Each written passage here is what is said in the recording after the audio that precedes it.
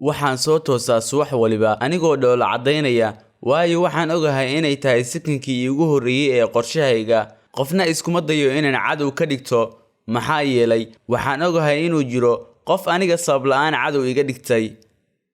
markasta waan dhoola cadaya ilaa iyo hal waqti ma ahane waana xilligaan ag joogo qof neceb farxadayda waayo waxaan ogahay inuu jaanis u helayo dhakridayda macnaha inuu khiyaameeyo si kasta oo ay noloshu ii amaanto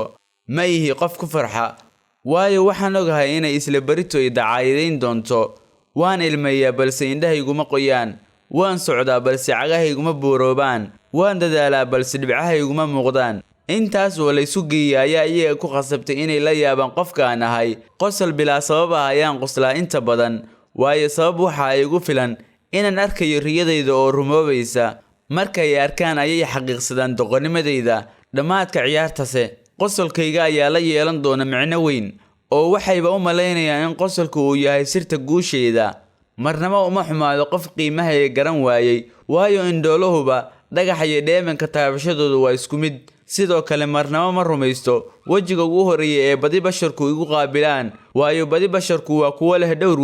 wejiyadaas oo aad ku baranaysid hadba marxaladda aad markaas ku jirtid xaaladaha dhabta ahna waxa ay fashilaan dadka aan kuu qalmin waxaan kaloo kuu hibeenayaa erey kale oo ku xoojinaya goorta aad marxalad xun gasho ee dhagahaaga ii fur una sheeg nafsadaada riyada burburtay salaan rajada timiyey samow samirka raagow iskeen runta ay wehel iyo ahaaw fadlan haddii aad ku cusub tahay channelka subscribe leh gaarsiina ugu yaraan hal qof oo asxaabtaada ka mid ah